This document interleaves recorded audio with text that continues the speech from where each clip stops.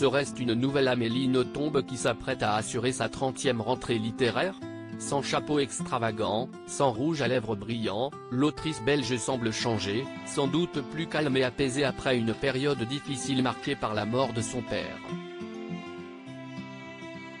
Il faut dire que le sujet de son nouveau roman, Le Livre des Sœurs, elle le connaît par cœur. L'ouvrage explore en effet sa relation avec son aînée Juliette, dont elle est très proche et avec qui elle partage la passion de l'écriture.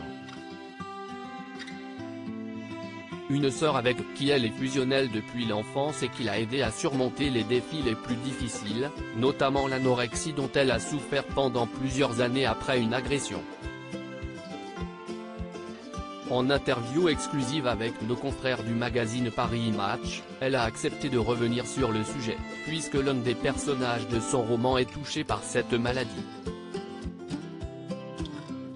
J'ai moi-même souffert de cette maladie. Durant mon adolescence, la nourriture était devenue une inquiétante étrangeté, raconte-t-elle avec sa façon si particulière d'utiliser les mots. Aujourd'hui, j'ai de plus en plus de lectrices, et même de lecteurs, anorexiques qui m'écrivent pour me demander conseil. J'aimerais les aider mais je n'ai pas les clés. Le seul message d'espoir que je peux leur envoyer, je suis la preuve qu'on peut guérir à 100% de l'anorexie. Quand j'avais 15 ans, j'aurais tout donné pour que quelqu'un vienne me dire qu'on peut s'en sortir.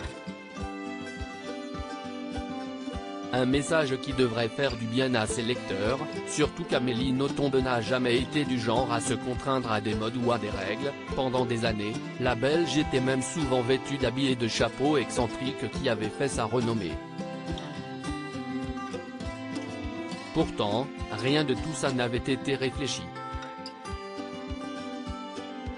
Je n'ai jamais cherché à me construire un personnage, raconte-t-elle en effet dans la même interview, assurant qu'elle ne veut pas du tout à Laurent Ruquier d'avoir tenté de la faire passer pour une excentrique. Simplement, j'étais très mal dans ma peau et il a fallu que j'apparaisse.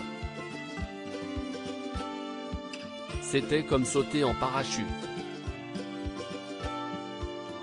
Sans parachute. Si je porte moins de chapeaux aujourd'hui, si est-il parce que je vieillis et que ça me va moins bien. Une explication à son nouveau look. Paris Match, édition du 18 août 2022.